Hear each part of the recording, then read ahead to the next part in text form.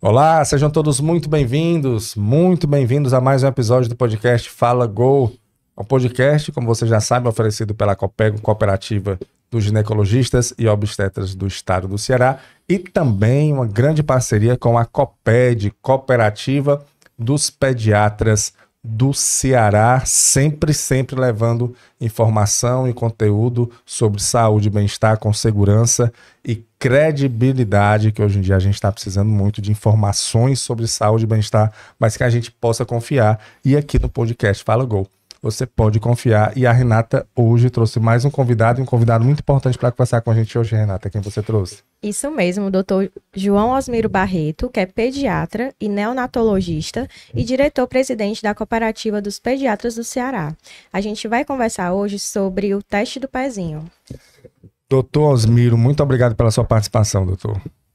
Eu aqui estou muito lisonjeado pelo convite e celebrando essa parceria que com certeza será de muito sucesso entre a Cooperativa dos Obstetras e a Cooperativa dos Pediatras do Ceará. Muito obrigado pelo convite. A gente é que agradece mesmo e como a Renata falou, você é o presidente da COPED, né? Que a COPED está agora em parceria com a gente. E ginecologia, obstetrícia e pediatria, ali eles se complementam, né? Tem tudo a ver.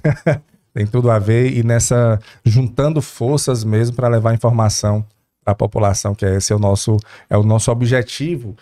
E começando com um tema que a gente vai trabalhar hoje, que é o teste do pezinho, né? Que o teste do pezinho, todo mundo já ouviu falar, todo mundo que tem filho, todo mundo que vivencia isso, já ouviu falar de teste do pezinho, mas eu acredito que tem muitas dúvidas em relação ao teste do pezinho em si. A primeira, o questionamento, o doutor Osmiro, que eu tenho aqui, o teste do pezinho, ele é feito apenas no recém-nascido? Tem que ser exatamente no recém-nascido? Qual é o momento que o teste do pezinho é feito?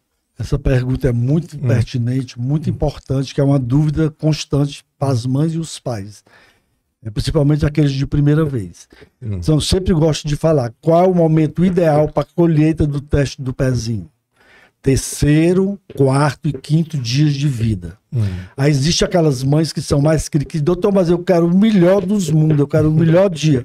O melhor dia é o 3º dia. Mas o teste deve ser colhido a partir de 48 horas e até no máximo 30 dias. O ideal, entre o 3º dia e o 7º dia, que é a primeira semana de vida. Aí você pode perguntar, e por que não colhe antes, já que aqui no Ceará tem muito parto normal e geralmente pela quantidade de nascimento e alta rotatividade das maternidades, as crianças às vezes recebem alta antes de 48 horas. Sim. Por que não colher antes, para fazer com que todas as crianças sejam colhidas o teste do pezinho?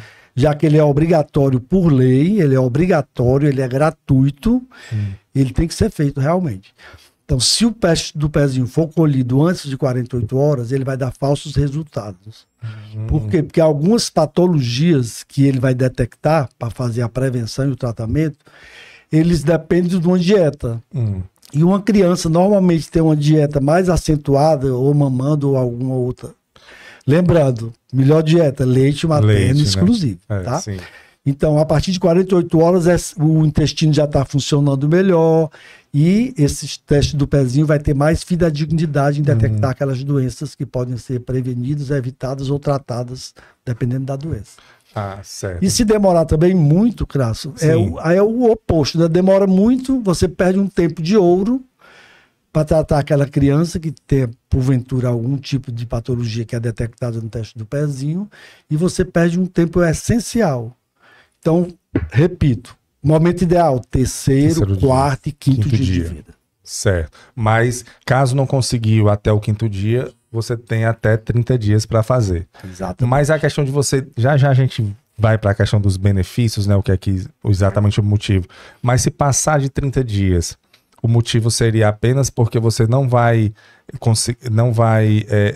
perder esse período que é muito importante nesses primeiros dias de vida para identificar alguma patologia, alguma doença e começar o tratamento? Ou é porque o sangue, depois dos 30 dias, já não fica tão apropriado para dar um resultado positivo, assim, um resultado eficaz? Não, o ideal é porque tem algumas patologias que, se você deixar passar muito tempo, existem lesões cerebrais. A maioria dessas leva a lesões cerebrais. Certo. Quanto maior esse intervalo, quanto mais tempo você demorar, você perde, as né? lesões vão sendo contínuas e persistentes, né, e acumulativas. Então, o ideal é o mais cedo possível. Mas em casos excepcionais, crianças que moram, por exemplo, no interior do Amazonas, que tem essa dificuldade, chega no hospital com 45 dias. Faz também, porque vai evitar que as sequelas fiquem piores do que já estão. Sim. Tá entendendo? Então, não existe... Assim, um período vai até o dia X, não precisa mais fazer, que não adianta nada. Entendi. Não existe. Faça, né? Se faça não conseguiu, sempre. ainda faça. Nem que Ideal, terceiro, quarto e quinto dia. Nem que seja o teste do pezão, que já o pé já está um pouco maior, mas tem que fazer. Agora, é claro que, pelo que eu percebi aí, a importância desses primeiros dias é porque você vai detectar ali algumas patologias que vão modificar a vida da pessoa pelo resto da vida, né? Se você não tratar, ou dependendo do... E quais são, assim, qual é o benefício? Por que o teste do pezinho é tão importante? Ele é tão importante que ele é obrigatório, né? Ele é uma obrigação. Então, o que é que ele detecta? O que é que a gente consegue detectar? O teste do pezinho hoje, ele já está na quarta, que a gente chama quarta etapa. Ele foi realizado no Brasil, desde a sua instituição, em torno do início da década de 2001. Não é tão antigo, não é tão antigo. Eu pensei que fosse mais antigo. Então, a obrigatoriedade dele só foi a partir de 2001. 2001, mas ele sempre existiu. Ele sempre existiu, só que geralmente era nas clínicas particulares, né, que o pediatra era mais atento e tudo. A partir do momento que ele se tornou obrigatório e gratuito, aí a abrangência foi bem maior. Sim. Então ele consegue detectar fenilcetonúria, a doença. O que é fenilcetonúria? Fenilcetonúria é uma doença que depende de algum tipo de dieta específica, porque falta uma enzima. Se a criança se alimenta daquela dieta que tem a fenilalanina e ela não tem a enzima que faz essa degradação, ela vai se depositar no cérebro e causar danos que podem ser irreversíveis. Por isso a importância de quanto mais precoce, melhor. Porque aí você, apenas com a instituição de uma dieta adequada, você já está prevenindo aquela patologia. Então você consegue resolver o problema da patologia? Consegue. A criança fazendo a dieta bem direitinho, tirando aqueles componentes que tem fenilalanina, vai ser tudo normal. E só vai dar para saber se fizer o teste do pezinho? Só dá para saber se fizer o teste. Aí tem também as anemias, né? A anemia falciforme, que é uma doença assim, também terrível, que além da anemia causa muitas dores nas crises falciformes. A criança sente uma dor enorme, então a gente pode detectar e fazer um tratamento adequado. Tem a fibrose cística, que é uma patologia que envolve muitos pulmões, porque a secreção fica grossa e a criança tem mais probabilidade de ter infecções pulmonares de repetição, que vai fibrosando o pulmão e pode levar até o óbito precocemente. Então tem a fibrose cística também. Tem o hipotireoidismo.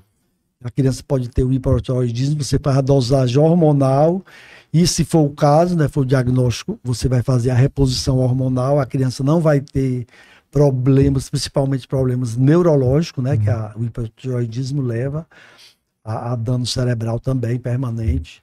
Então você repõe o hormônio, também está tudo resolvido. E também tem a hiperplasia adrenal congênita, que é uma patologia também muito importante, que você pode prevenir as sequelas. Deficiência de biotinidase, que é uma vitamina, e a sua ausência também leva a dano cerebral. Você faz a reposição da biotinidase. Então são patologias que têm tratamento através de dieta ou através de medicações que você pode controlar e evitar que aquela criança tenha sequelas duradouras e permanentes. Né? Olha que interessante. Então é como se antes não era obrigatório, muita criança deve ter sido afetada por não ter feito esse exame, né? Porque são as patologias que você falou, e inclusive são patologias que nós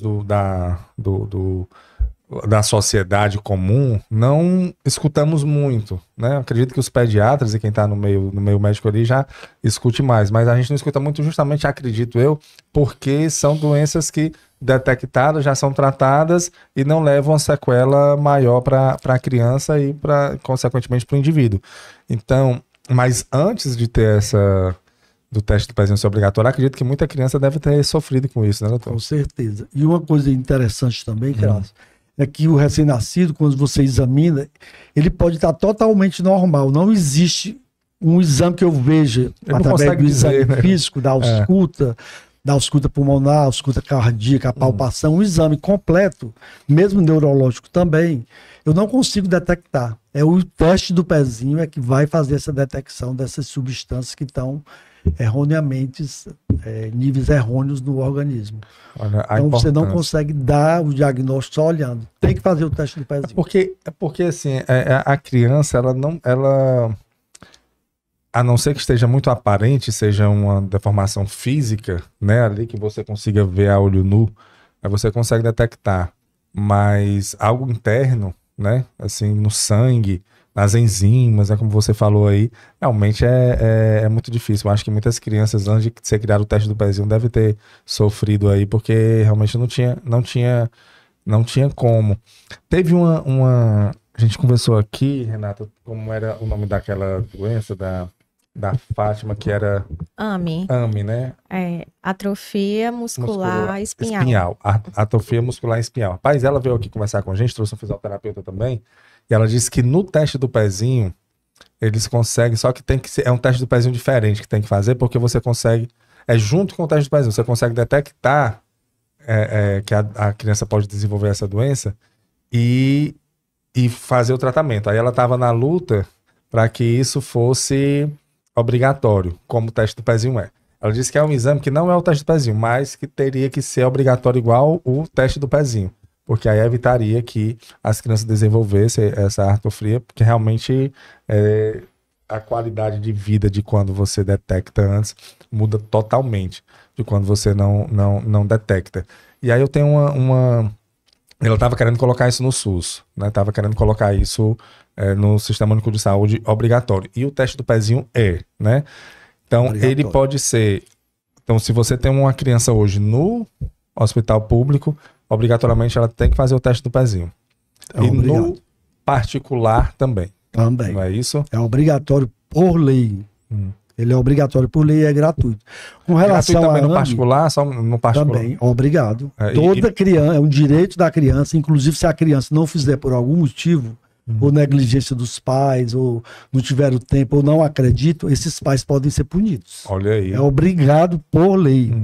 Perfeito. Entendeu? O Estatuto da Criança e do Adolescente protege essa criança. O pai e a mãe, a gente tem encontrado alguns pais que realmente não querem fazer, porque tem pena que vai furar o pé, vai chorar. Ele tem que fazer, porque é obrigatório. Infelizmente, a lei é rigorosa, porque quem vai sofrer é a criança que vai sofrer. Claro. Né? O futuro dela que vai ser afetado, não do pai e da mãe, diretamente. Com relação à AME, eu tenho uma observação. Sim. O teste do pezinho com essas doenças que eu falei, que já é obrigatório, mas existe um estudo para tornar a pesquisa, né, da AME obrigatória também. Isso. Inclusive, alguns estados do Brasil já o fazem. Se eu não me engano, Alagoas, São Paulo. Ela estava na luta aqui com o Ceará. Pois é. Então vamos lutar, doutora. Vamos lutar juntos para conseguir, que é muito importante. Ela fez um apelo, inclusive, aqui, porque ela tem um filho. Ela é a presidente, é a Fátima, né? Ela é a presidente da ABRAME, Associação Brasileira de Pacientes com AME, né? E ela estava nessa, de incluir esse teste junto com o teste do pezinho. Pois essa discussão já está em andamento. Boa. Perfeito. Ela está de parabéns. Deu aqui uma ajuda aqui para ela, porque realmente é muito... E ela falando dos benefícios da detecção precoce no paciente que pode desenvolver, é muito... É gritante, é muito discrepante, assim, como a qualidade de vida da criança e do indivíduo, né, vai melhorar.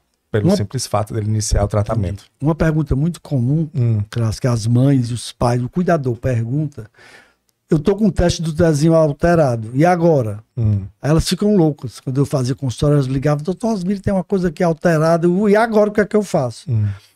Então, por isso que é importante a gente colher precoce, porque essa primeira coleta, como o próprio nome diz, é uma triagem neonatal. Ela faz a triagem dos possíveis casos. Deu alterado?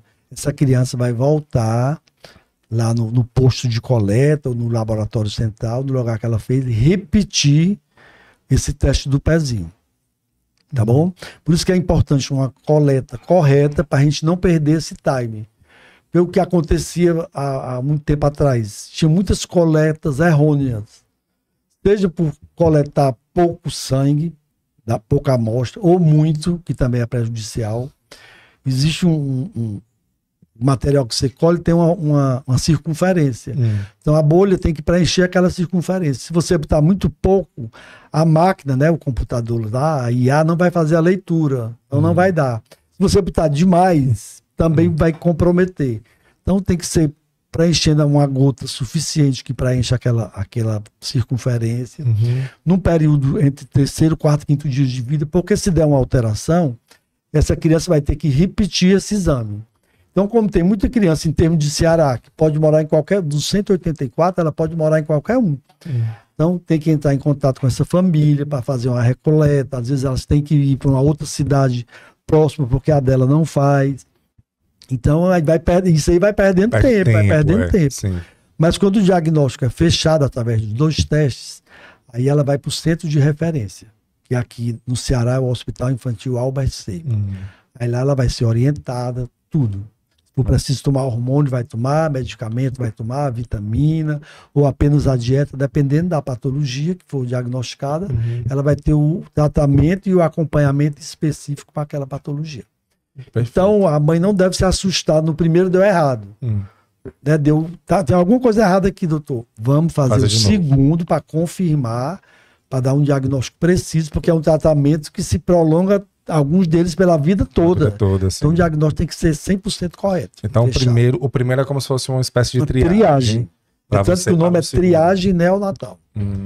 Para aí você ir para o segundo. Mas o segundo é o mesmo teste? Mesmo teste do pezinho. Mas assim, batendo os dois diagnósticos sempre. Exatamente. Aí você tem que partir para o Aí depois, por exemplo, vamos supor que... Mas mas se o primeiro deu alguma alteração e o segundo não deu, tem que fazer um terceiro? Deu correto.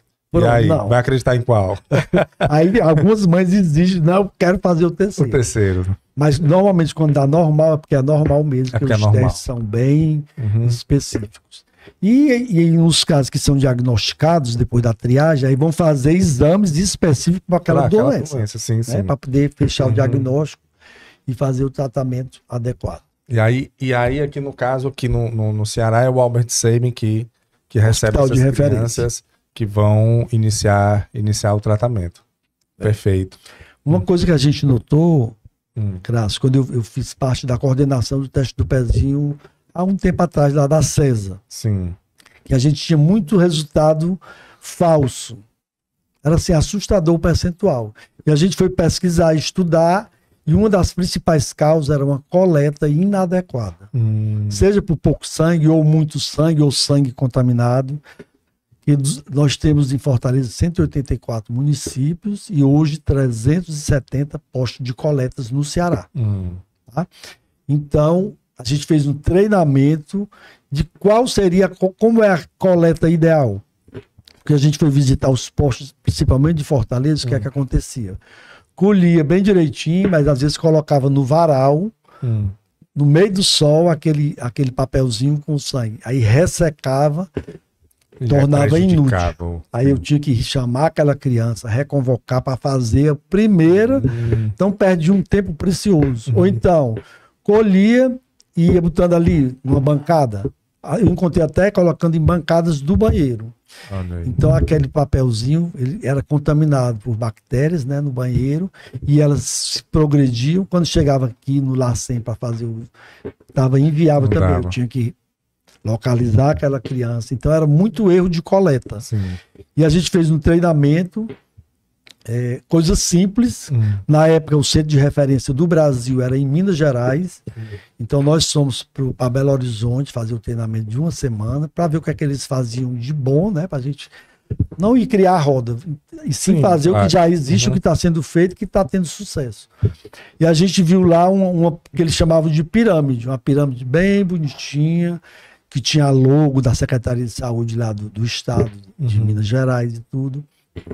E nós trouxemos essa simples ideia, se você me der permissão. Claro, vamos mostrar aqui como é. Uma simples né? Medida que a gente tomou, a gente resolveu quase 100% essa história de colocar no banheiro, colocar na bancada, colocar no sol. Da logística da coleta. Porque quem faz esse teste? Qual é o profissional? Tem que ser o pediatra ou o técnico de enfermagem? Não, o técnico enfermeiro? é que faz. É o técnico de enfermagem. A gente treinou todos os técnicos do município de Fortaleza, presencial, e treinamos a maioria, para não dizer todos, do Ceará inteiro, através da internet.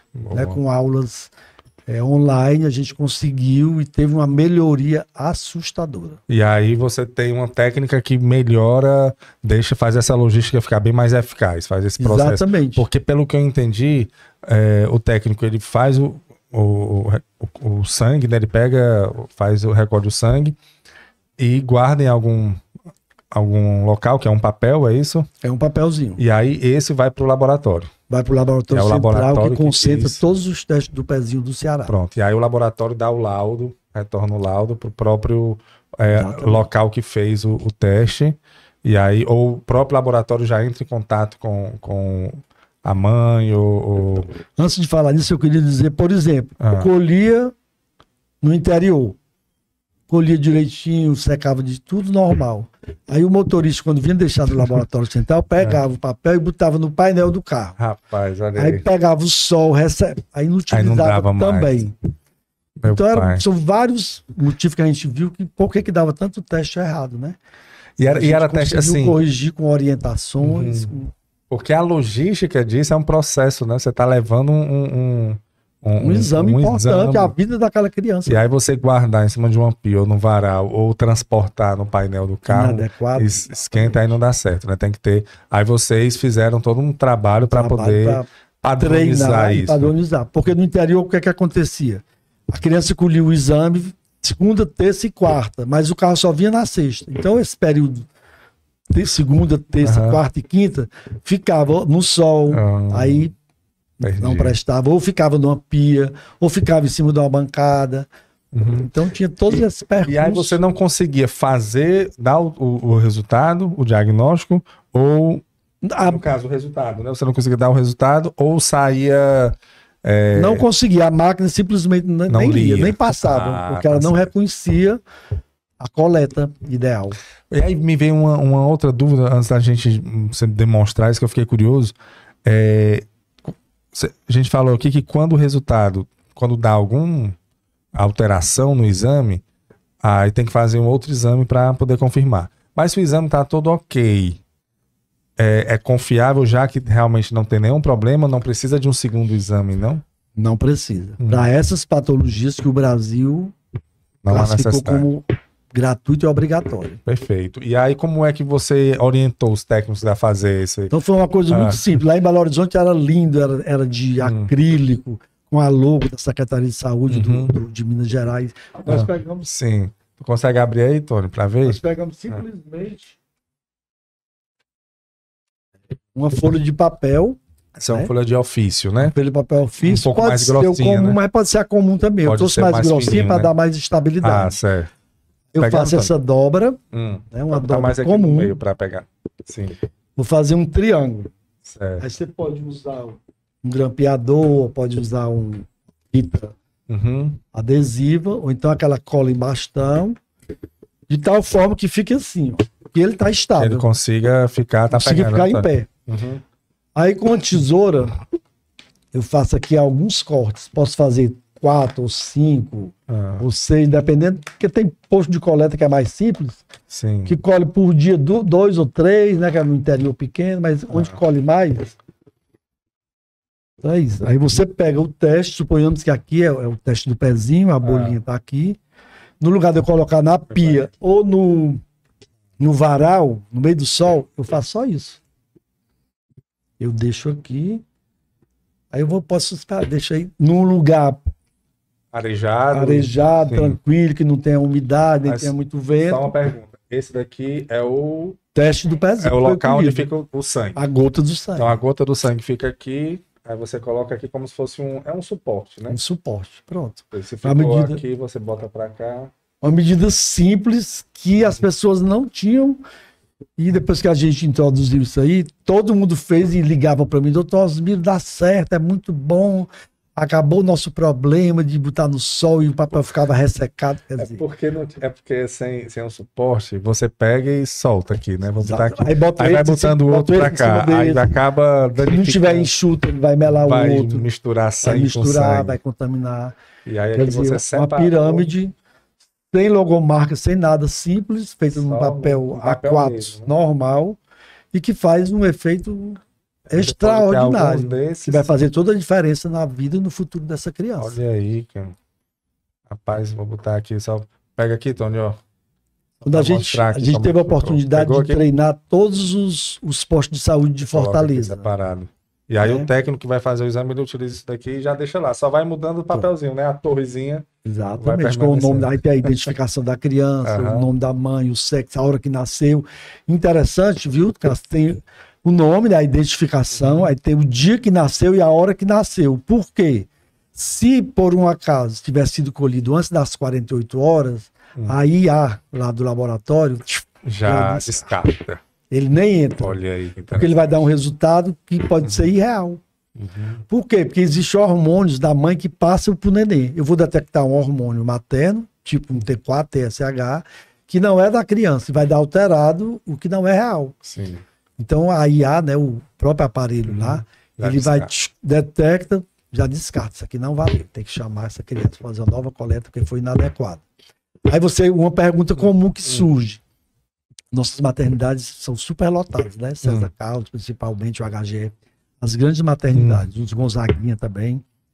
Então as crianças nasceu de parto normal, está tudo bem, já fez xixi, já fez cocô, o umbigo está normal, o exame clínico não tem nenhum, está se alimentando, está tudo normal, ela pode ter alta logo após 24 horas. Tem alta com 30 horas, 36 horas. E aí, doutor Osmiro, vou colher o teste? Não.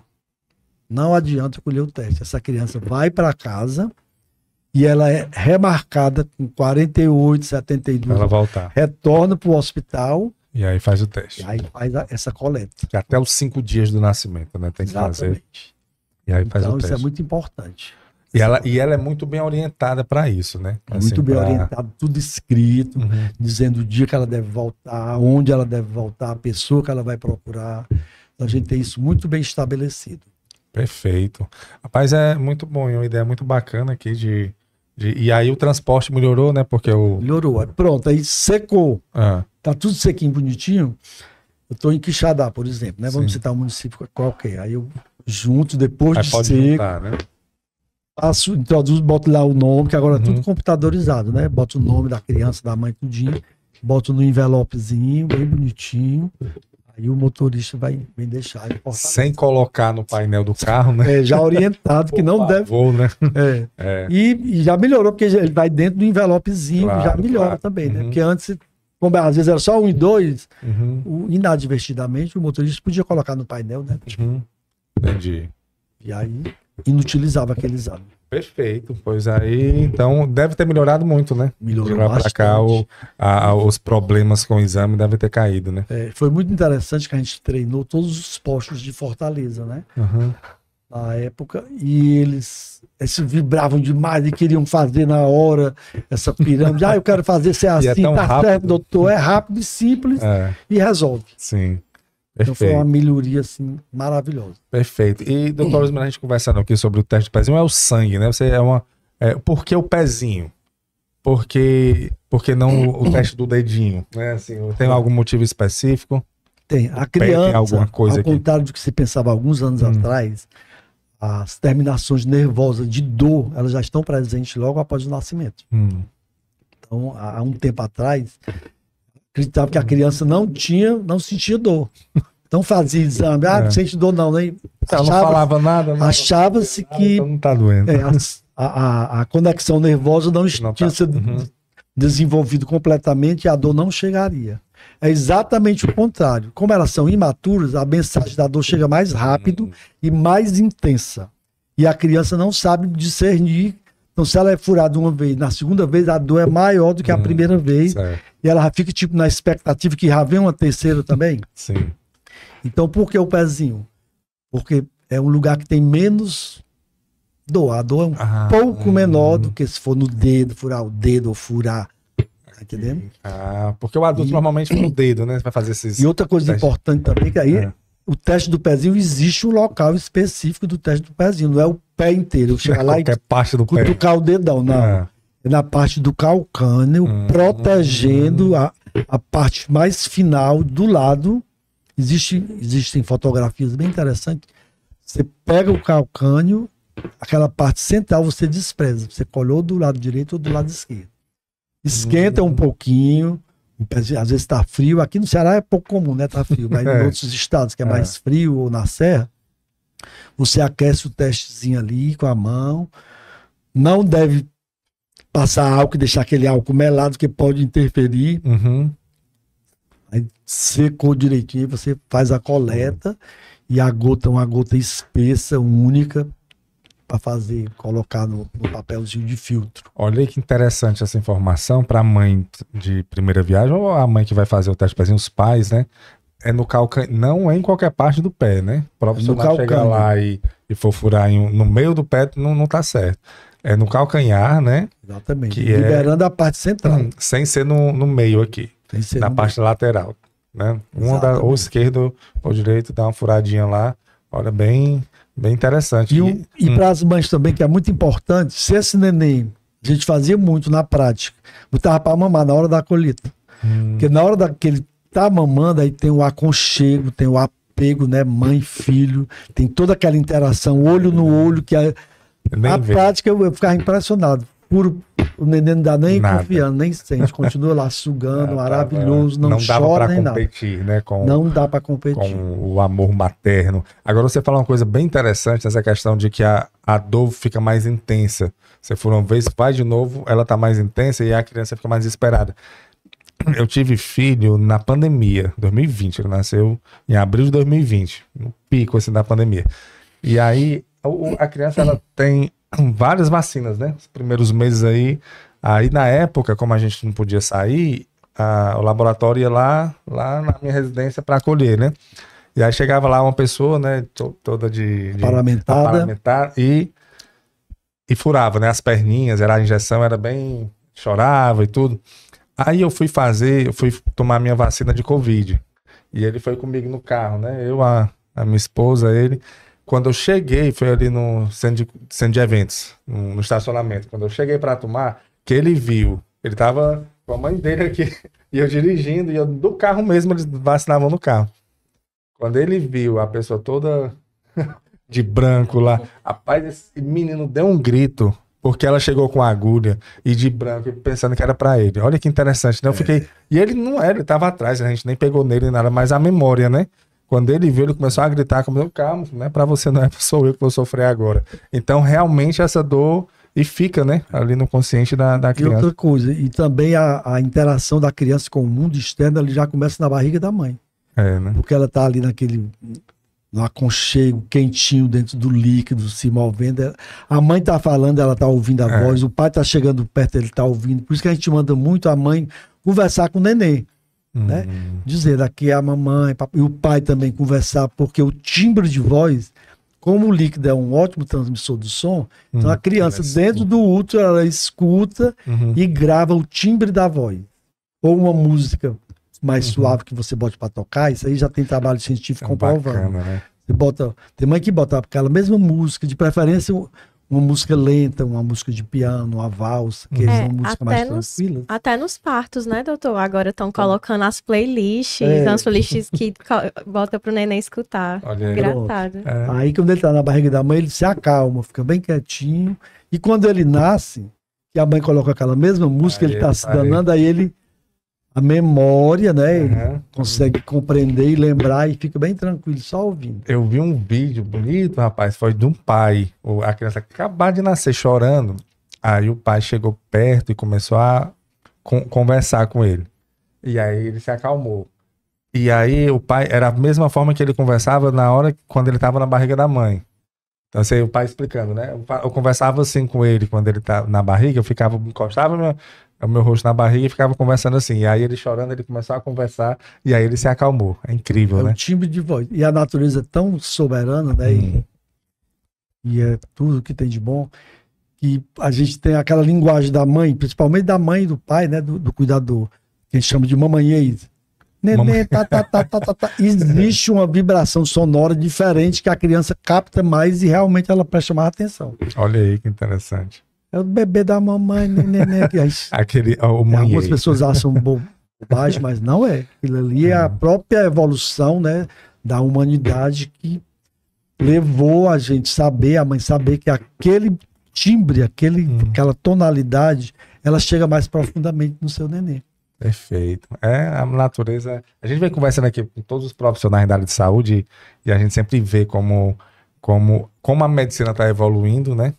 E como a natureza é perfeita mesmo, assim. Se a gente apenas seguir, observar o que a natureza nos diz e colocar aí o conhecimento em cima e uma tecnologia em cima, a gente consegue aproveitar muito. E, doutor, nesse período que a criança nasce, pelo que eu vi, o teste do pezinho, no 5º dia, no máximo ali 30 dias, você colhendo sangue, você consegue diagnosticar assim, várias patologias para iniciar um tratamento. Mas existem outros tipos de patologias que você pode detectar nesse período do nascimento? Assim, sim, realmente ele é importante assim, para o decorrer da vida da pessoa? Existe sim, a que a gente chama de a triagem neonatal. Então, uma das triagens é o teste do pezinho. Uma outra triagem é o teste do coraçãozinho.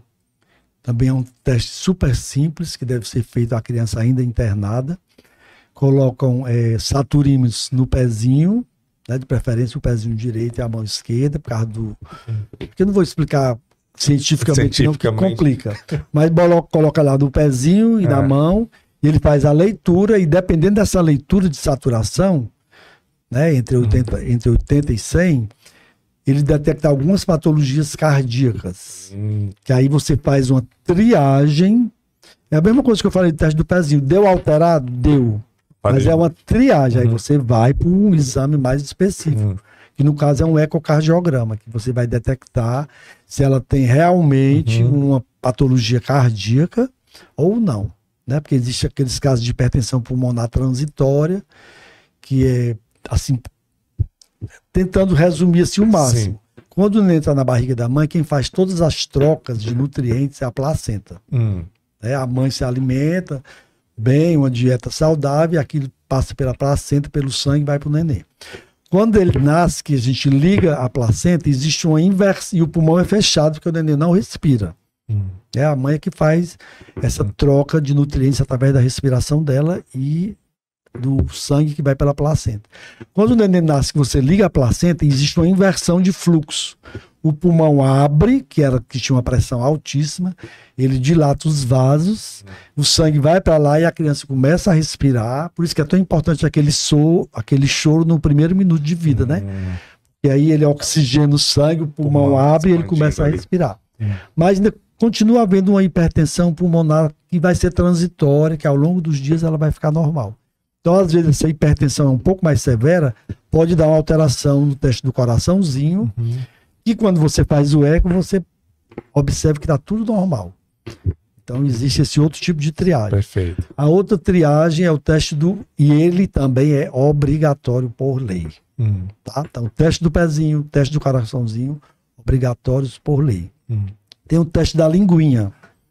Também é obrigatório por lei. Como é o da linguinha? O da linguinha, ele pode ser feito pelo pediatra por ocasião do nascimento, e quando existir alguma dúvida, pode encaminhar para um fono para fazer um diagnóstico mais preciso e fazer o tratamento adequado.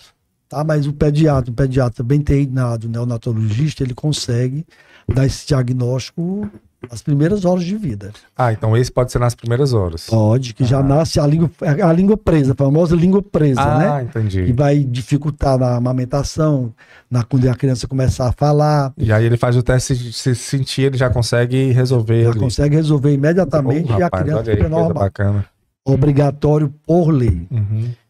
E tem também o teste do olhinho, que é importantíssimo. Por quê? Porque através dele você pode detectar patologias tumorais na criança, como retinoblastoma, né, principalmente, e você diagnostica também logo após o nascimento. É um exame simples, feito com oftalmoscópio de luz direta. Você bota e vê a criança e você vê o reflexo. Lembra quando antigamente tinha aquelas fotos e aparece assim com os olhos vermelhos? Lembro, sim. Então, pronto. Quando você vê aquele com o olho vermelho, aquele é o olho normal. Então, aquilo você vê no oftalmoscópio de luz direta, você vê aquilo ali também. Agora, por incrível que pareça, é um exame importantíssimo, né? Porque uma criança com cegueira é uma coisa terrível. E se for um CA como retinoblastoma, pior ainda. E a gente pode detectar num simples exame. Ele não é obrigatório. Não é? Ainda. O como é o nome disso? Perdão. Teste do olhinho. Teste do olhinho. Mas essa doença é retinoblastoma? Retinoblastoma é um tumor de retina. Pronto. É o da filha do Tiago Leifert. Teve um jornalista que fez até uma campanha para isso, porque realmente não era obrigatório, ele estava querendo que isso fosse obrigatório no nascimento. Eu não tive a oportunidade. Para ele foi que a filha dele começou a perceber, ele falou justamente isso, que o normal é estar na foto vermelho, quando sai branco, aí você tem que ter aí tem que procurar o profissional. Mas o teste do olhinho em si, ele não é obrigatório. Não é obrigatório por lei, mas no Ceará a gente teve uma campanha, na mesma época do teste do pezinho, a gente conseguiu implantar todos esses testes em todas as maternidades de Fortaleza e muitos do interior também.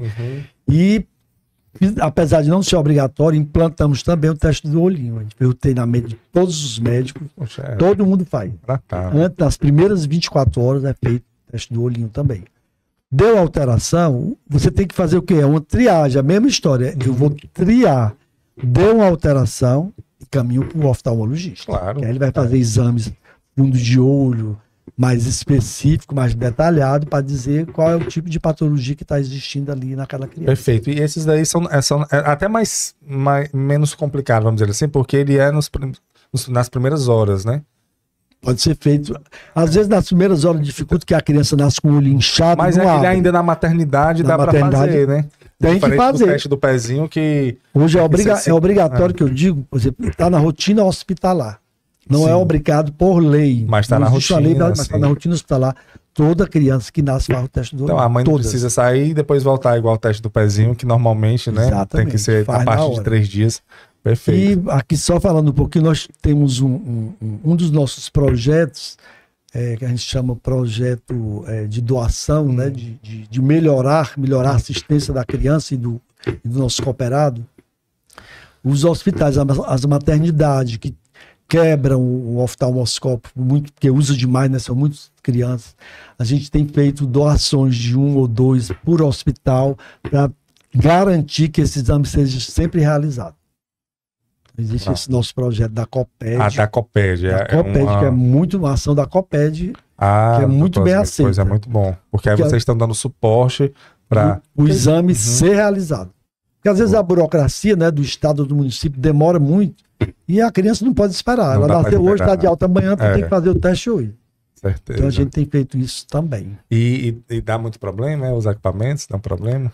Não, é como são muitas crianças e muitas pessoas que manuseiam, todo material que tem muitas mãos usando, ele é mais, é mais fácil de adquirir um defeito, né? E aí a COPED está dando esse suporte para deixar o mínimo possível toda a sala de parto de todas as maternidades aqui de Fortaleza tem oftalmoscópio para realizar o teste do olho. Bacana, muito bom. E uma dúvida que a gente conversando aqui me veio dessa questão de fazer o exame quando nasce ou até 5 dias, como o teste do pezinho, que envolve sangue. Mães que têm alguma doença que é detectada no sangue, tipo HIV, certo? E aí tem alguma alteração no teste do pezinho pelo fato da mãe ter alguma patologia nesse nível ou não? Tudo normal? Não, é pesquisa. O teste é pesquisa de enzimas, a maioria, né? E não existe essa interferência. Não tem nenhum problema. Então a mãe, não existe nenhuma restrição da mãe em relação à criança fazer o teste, né? Assim, Tem só que tomar cuidado, né? Porque dependendo do grau, dependendo da virulência, a criança às vezes precisa já começar um tratamento também na maternidade. Sim. No caso específico do exemplo seu do HIV, né? Já começa o tratamento também na maternidade da criança. E outra coisa, tem alguma diferença do parto normal para o parto cesárea, para esse período de colher o exame, ou não? Também Porque o parto cesárea, ele dá às vezes ele antecipa, né, o nascimento, alguma coisa do tipo. O natural, a criança vai nascendo no seu tempo ali, né? E como você falou da questão das 48 horas, né, que a criança está se formando, não tem nenhuma, não nascer. O ideal é terceiro, quarto, quinto dia de vida. Perfeito, independente da forma tipo que ela venha ao mundo. Da via, né? O cesariano normal, a coleta deve ser. Eu sempre estou frisando isso para ficar na cabeça dos pais, das mães, do cuidador, que o momento ideal é terceiro, quarto e quinto. Não ficar com aquela falsa impressão que até o dia... eu posso fazer até o dia 30, vai dar no mesmo. Não. O ideal é fazer terceiro, quarto e quinto dia de vida. É a exceção da exceção você fazer a mais, né? Você tem que ir até o quinto dia no máximo, porque prejudica... Você vai perder um tempo precioso. Precioso, né? Rapaz. É a vida da pessoa, né? Assim, você tá aí do seu filho, não tem como você negligenciar em relação a isso. E outra, pelo que você falou aí, doutor Osmiro, tá muito bem assistido no SUS, né? Muito. É uma importância porque o Estado, ele perde muito se ele não fizer isso, né? Ele perde, porque vai ter um gasto bem maior, sabe? Assim, não faz. Então, ele tem toda a intenção e realmente a responsabilidade de deixar isso muito claro. E isso em todas as maternidades, né? Todas as maternidades. Isso em todas as maternidades do Ceará. Né? Do Brasil. Obrigatório, né? Por lei, a ser gratuito e obrigatório. Certo. Ninguém pode cobrar pelo teste do país. Pronto. Mas assim, se não fizer, né? E a criança passou dos 30 dias, passou de tudo. Se não fizer, aí é a sorte, né? Ele não vai ter, assim... na fase adulta, se não tiver, Deus quiser, não tiver nada, não vai interferir em nada, né?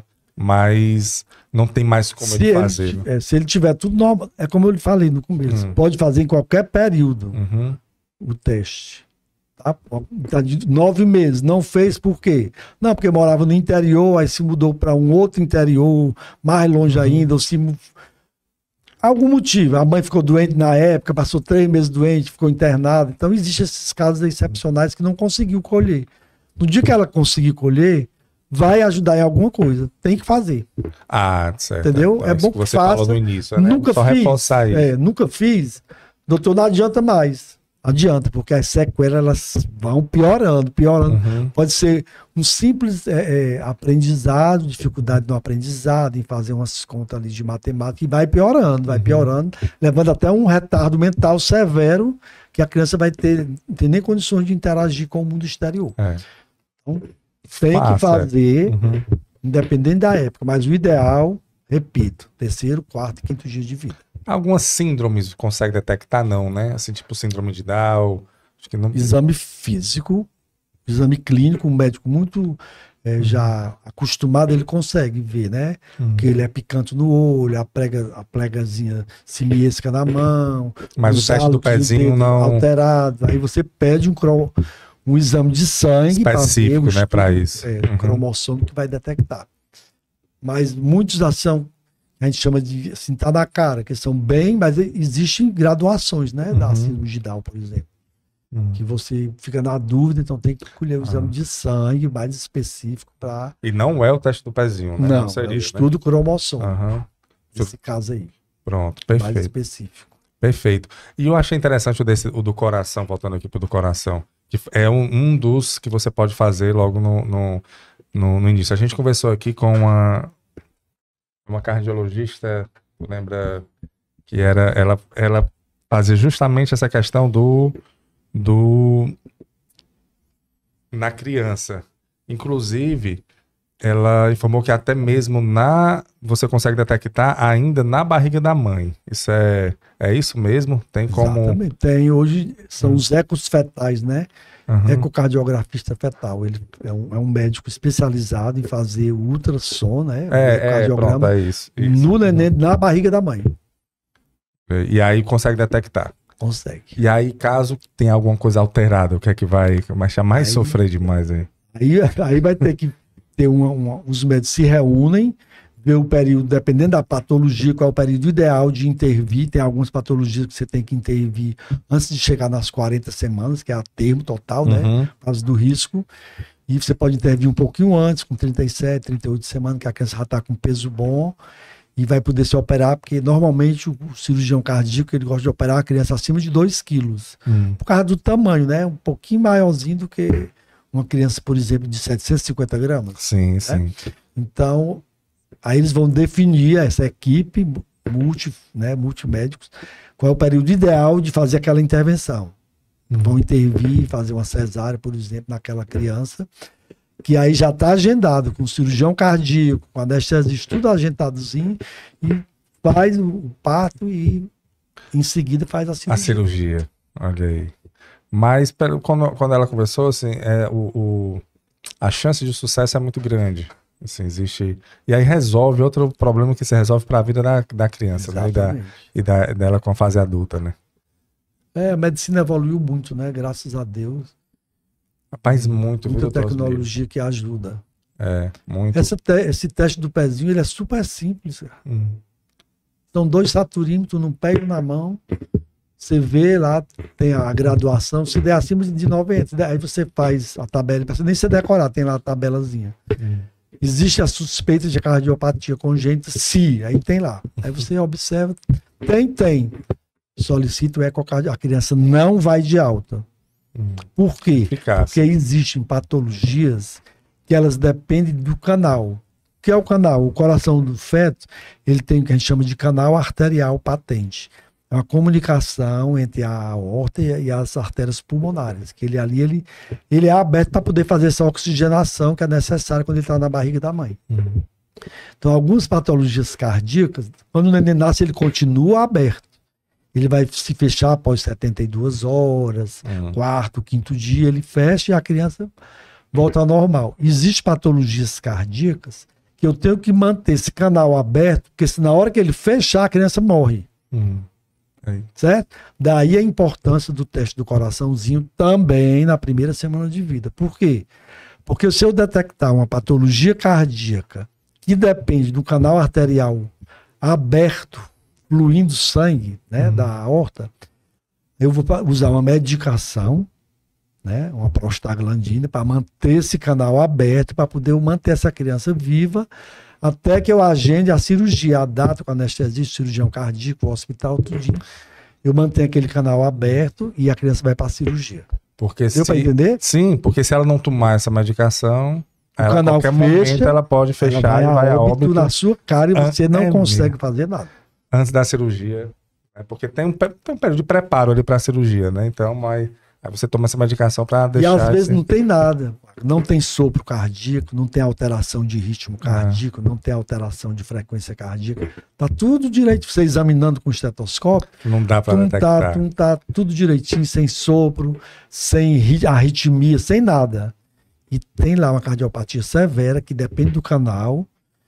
E se não for feito o teste do coraçãozinho, essa criança pode morrer na sua cara e você, os menos avisados, não sabem nem o que está acontecendo. Fechou o canal, ela morre. Por quê? Porque quem estava mandando oxigênio para o pulmão dela já oxigenado. Era a mãe, né? Era através do canal. Não, através do canal passava um pouquinho. Sim. Na hora que fecha, não vai mais nada. Já foi. Pulmão. Aí morre. E aí tem uma medicação que consegue deixar esse aberto até a esse cirurgia. Canal patente até a cirurgia. Olha aí. E tudo no SUS tem isso daí. Tem. Faz isso daí no César Carlos tem, no HGF tem, nos Gonzaguinha tem. Rapaz, muito bom, viu? Muito bom. Vejo, assim, a gente conversou com muitos profissionais aqui e tem algumas patologias que o SUS deixa a desejar, assim, por exemplo, endometriose, cirurgia de endometriose. A gente conversou com um profissional que tem a fila bem extensa, né? E assim, a mulher sofre muito com essa patologia. Mas tem algumas que são, assim, muito... Teste do pezinho é um deles. Essa forma de detectar essas doenças logo no início também salva muitas vidas, né? Assim, dá qualidade de vida para a criança que tá nascendo, para as famílias que estão ali envolvidas, e isso é muito importante. E não precisa, o pai hoje, ele não precisa nem cobrar. O próprio sistema, o sistema já tem que fazer. Então, não é de conhecimento deles, assim, eles não precisam ter um conhecimento muito aprofundado disso. Já é uma obrigação, que é como diria, é um roteiro que tem que se seguir a partir da que a criança nasce, né? É outra coisa interessante que eu gostaria de chamar a atenção. Sim. O teste do olhinho, ele tem que ser repetido pelo pediatra toda consulta. Porque um retinoblastoma, por exemplo, ele pode aparecer em qualquer período. Então, toda consulta pediátrica vai lá e faz o teste do olhinho. É simples, em 30 segundos você faz, e você entregar para a mãe um cartão, teste do olhinho, normal, teste do coraçãozinho, normal, teste da linguinha, normal, teste do pezinho, normal. Cara, é uma alegria infinita, elas ficam... É uma alegria infinita. E o da audição, tem algum teste que faça para audição? Tem também, mas é uma coisa mais específica, né? O teste do ouvidinho. Aí, geralmente, a fono que faz, existe alguns testes também. Mas você já consegue detectar no início, né? Se tá tudo. Porque a criança, ela reage, né? Exatamente. Ela reage ao som. Então, se ela não estiver reagindo, você consegue ali... É uma das que não necessariamente você precisa de um exame para poder ver que tem alguma coisa ali que não está normal, né? Aqueles pais mais atentos, né? Percebem. Que foi a batida de uma porta, todo mundo se assusta mesmo da criança. Aí tem alguma coisa... Aí leva para o médico, ele faz o teste específico. A gente conversou com um oftalmologista aqui, ele falou dessa questão da importância do teste do olhinho e de você ficar fazendo isso pelo menos uma vez por ano. Fazendo exame da criança, porque a criança, ela não, mesmo ela já falando, ela mais um pouquinho maior, ela não consegue entender que, por exemplo, se ela tiver um problema em um olho, o outro olho vai suprindo a necessidade. Exatamente. E aí ele disse que é comum, que já pegou casos, por exemplo, de uma pessoa com 18 anos, quando foi fazer o teste do Detran, né, para tirar a carteira, foi detectado que um olho estava quase cego, né? Quase cego. É verdade. E é porque ele cresceu dessa forma, né? Assim, foi se adaptando e foi passando, foi piorando, né, a questão, esse problema. E aí ele indicou justamente isso que você falou. É você fazer, sempre que for pelo menos uma vez no oftalmologista, fazer esse teste, porque aí você consegue ajustar. Né? Quando começa a detectar algum problema ali, você consegue ajustar. E o pediatra deve fazer em toda visita, durante o follow-up, que a gente chama, né? Porque a criança nasce, faz o exame ao nascimento. Sim. Aí depois faz o exame diário até ela ter alta. Depois ela volta com uma semana para o pediatra para fazer o exame para detectar se tem icterícia, como é que o umbigo tá, tirar as dúvidas da mãe, né? E depois uma vez por mês até um ano. Então o ideal é que durante esse um ano faça toda a vida. É rápido. É rápido, é indolor. Perfeito. Não, e importante, é rápido, importante, resolve muita coisa. Maria. Exatamente. É isso daí, doutor Osmir. Pois, doutor Osmir, muito obrigado. Eu vou deixar aqui o Instagram da Coped, bota aqui na tela, por favor, o Tony, para sua seguir, tá aí, ó, Coped, a Cooperativa dos Pediatras, pode descer, por favor. Coped CE, né? O arroba. Coped CE, exatamente, Cooperativa dos Pediatras, tá aí, doutor Osmir. Pronto, você segue. Nós somos hoje mais de 1.000 pediatras. Vou voltar aqui, Tony. Todos com residência médica e ou título de especialista em pediatria. Quantos? Mais de 1.000. Mais de 1.000 pediatras. Nossa última contagem foi 1.036. Todos com residência médica e ou título de especialista em pediatria ou cirurgia pediátrica. E uma coisa interessante, que tem se falado muito na presença da mulher nas profissões, né? Sim. Na pediatria nós não temos esse problema. 80% dos nossos cooperados são do sexo feminino. E eu fiz um estudo que eu digo, tem muita mulher. Então eu vou ver se essa mulher tem a força de trabalho igual a do homem. E o nosso levantamento comprovou que a produção, o nosso faturamento da Cooperativa dos Pediatras do Ceará também 80% é do público feminino. Então é proporcional. É proporcional. Assim me chamou a atenção esse dado. Olha aí. E quando às vezes eu vou para congressos de cooperativas no Brasil e eles batem muito nessa tecla, da pouca presença da mulher. Aí toda vida eu falo, eu não tenho esse problema. Isso daí pra nossa gente cooperativa não tem esse problema. Normal. Você ter as mulheres tomando de conta em 80% na ginecologia também, né? Existe um número de de ginecologistas obstetras também, mas eu acho que 80% é um número muito... É bem considerável. E faz alguns anos, depois que eu comecei a fazer esse levantamento, é uma coisa que se mantém. Boa. 79, 80 nesse patamar e trabalhando, né? Trabalhando e produzindo. Claro.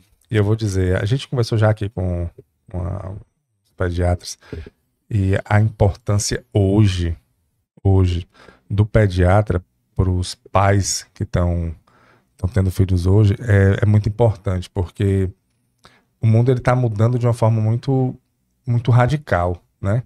Assim, da época quando eu nasci para agora, é uma diferença muito grande. Tem um estudo que diz que nos últimos 50 anos, a tecnologia avançou mais do que nos últimos 500 anos. E isso impacta na criação, né? Isso impacta na forma com que uma criança é colocada no mundo. E aí tem alguns estudos que estão sendo feitos hoje do impacto, por exemplo, dessas telas, né? Que eu acho que é um grande problema hoje na vida profissional do pediatra e do profissional de psicologia e de todo mundo que trabalha com saúde, o impacto que vai dar isso para os adolescentes e jovens no futuro, né? Nós temos um projeto também na cooperativa dos pediatras chamado Viva a Vida. O que é esse projeto? É uma peça teatral que dura em média 20 minutos, que ela aborda os 5 sentidos: visão, audição, paladar, tato e olfato.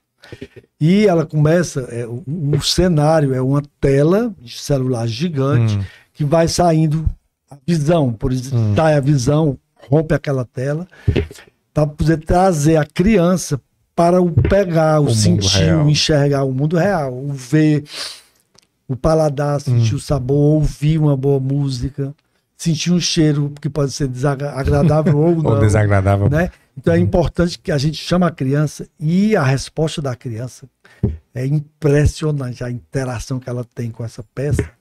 E um dos objetivos é esse, desfocá-la das telas, que pode ser um celular, pode ser uma televisão, pode ser um iPad, um tablet, e colocá-la no mundo real. Então hoje o que é que o pediatra preconiza? Até 2 anos, 0 de tela. 0 tela. Entre 2 e 5 anos, até 1 hora sob supervisão. Isso aqui é importante, viu, claro? Mas a pessoa 1 hora e deixa a criança ali sob supervisão, porque a gente sabe que existe site de todos os modelos. Tá? E quando vai aumentando de 5 a 14 anos, até no máximo 2 horas, sob supervisão também. Ou seja, existe a tecnologia, tá aí, tem que ser usada, é boa, trouxe muita coisa boa, mas tem que ter cuidado, porque na criança ela interfere no desenvolvimento neuropsíquico, interfere na evolução dela normal. Então a gente tem que evitar até 2 anos 0 e a partir de então 1 a 2 horas no máximo sob supervisão. A gente conversou com o neuropediatra, o doutor André, né? Aqui, e ele falando, disse que já... Porque tudo isso é recente, né? É recente, então, por isso que eu falei, os pediatras, é um desafio agora para esse novo cenário da vida, né? E o impacto realmente é muito visível e é muito difícil, porque a orientação é de 0 a 2 anos, 0 telas, né? Mas é muito difícil, porque existe a opção ali, né? O próprio pai tá do lado do filho ali com o celular, né? O exemplo é fundamental. Né? Ele tá ali, ele trabalha com o celular, ele precisa do celular, então muitas vezes ele tá com o filho ali com o celular, então é um desafio, acredito, para os pediatras hoje essa realidade. É bem bacana essa peça é extraordinária. Eu tive a oportunidade de vê-la algumas vezes. A gente fez apresentações nas escolas municipais, né, para criança, e alguns hospitais do Albert Sabin, no IPRED. E a criança, ela é fantástica, né? Ela não mente, se ela gosta, ela diz. Então, a interação deles veio, a audição tá aqui, a visão tá aqui, vai lá pegar, quer tirar foto, quer ver tudo. E aproveitando isso aí, às vezes eu fico muito entristecido, eu vou no restaurante, por exemplo, tem uma família de 4 membros. A mãe tá no celular, o pai tá no celular e os 2 filhos Também. Ou seja, um momento de interação, que é na hora da refeição, para olhar no olho, conversar, ver as dúvidas, dar orientação. Ele, às vezes, não existe. Não, doutor, e está ficando cada vez menos, existindo cada vez menos essa interação. As pessoas estão... Eu já disse aqui, a gente viveu em um mundo da década de 90 para cá. Quem nasceu da década de 90 para trás, né? Ou a década de 90, eu não vou botar a década de 90. Em um mundo que nunca mais vai existir. Assim, ele não vai mais existir. A gente sempre discute isso daqui, porque é um novo formato de vida. Tudo aqui nesse rapazinho aqui, né? Você consegue resolver tudo com ele. Vida profissional, vida pessoal, financeira, né? Você paga a conta, você resolve e ainda liga, né? Você ainda faz ligação. Então, tudo com isso daqui. Entretenimento. Então, as pessoas estão deixando de ter o velho e bom ócio. Ninguém mais passa um tempo sem fazer nada. Quando você está ali descansando, você está aqui com o celular. E a criança está sem ter ócio também. Porque o ócio é importante, né? Assim, para o ócio criativo, né? Que eu já ouvi falar. Você tem que, a criança tem que criar, desenvolver. Por quê? Porque ela está numa televisão que antes a gente existia um horário para a gente assistir, porque os nossos desenhos passavam em determinado horário. Então, a gente sentava ali para ver uma coisa que vai acabar, né? E aí, quando acabava, a gente tinha que fazer outra coisa. A criança não, ela escolhe o que ela vai assistir na hora que ela quer. Então, ou tá no celular, ou tá, enfim. Realmente é um pouco triste essa realidade que a gente está vendo, e acredito que para os pediatras é um desafio bem... E não existe a interação, né, que a criança precisa. A televisão, ela vai jogando a informação, ela não lhe pergunta nada, ela vai só mandando e você fica aqui na passividade. E o brincar, por isso que é a importância do brincar para a criança, né? Quando ela brinca, ela vai se descobrindo, ela vê o outro, ela enxerga o outro e vai aprendendo. Por que você está na minha frente? Empurra, foi uma fila, empurra o outro. Então, esse brincar, ele vai impactar no futuro dessa criança também. Ela não vai receber tudo enlatado, né? Vamos ver o que é que nos aguarda, né? No futuro aí. Pois, doutor Osmiro, muito obrigado, viu? Muito obrigado pela sua participação. Você tem mais alguma coisa que gostaria de acrescentar aqui? Eu gostaria de agradecer ao podcast Fala Gol pelo convite, e estou muito feliz, porque eu acho que é uma coisa que vai engrandecer e ajudar a população de uma maneira geral a compreender alguns dos assuntos que vocês estão trazendo e vão continuar trazendo no podcast da Fala Gol. Perfeito. Muito obrigado, eu que agradeço. A gente agradece muito, assim, em nome do Fala Gol, em nome da Copego, a sua presença hoje aqui, né, tirando essas dúvidas tão importantes sobre o teste do pezinho, que o nosso objetivo aqui é levar, como a gente já falou aqui, informação para a população, ter um ambiente seguro, com credibilidade, com profissionais que vivenciam, né, isso e têm propriedade no assunto, para as pessoas. É um local onde elas possam sentir segurança em receber informação. Você veio engrandecer hoje aqui, né, o nosso podcast, e agradecer mais uma vez a parceria, a confiança da Coped junto com esse projeto, que a gente sabe, iniciamos agora há poucos dias, né, essa parceria, mas temos tudo para fazer o projeto crescer e crescermos juntos, e quem vai ganhar com isso é a população, que esse é o nosso objetivo. Estamos fortalecendo o 7º princípio cooperativista, que é a intercooperação. Perfeito. Intercooperação, e é isso aí. E a gente fortalecendo isso, a gente fortalece todas as cooperativas, né? Exatamente. E essa filosofia cooperativista que é tão bacana e que nós fazemos parte. Pois, doutor Osmiro, muito obrigado pela sua participação, tá bom? Você que nos acompanhou também, muitíssimo obrigado. Esse foi mais um episódio do podcast Fala Gol, um podcast oferecido pela Copego, Cooperativa dos Ginecologistas e Obstetras do Estado do Ceará, e também pela Coped, Cooperativa dos Pediatras do Estado do Ceará. Saúde e muita paz para todos nós, e até a próxima, se Deus quiser.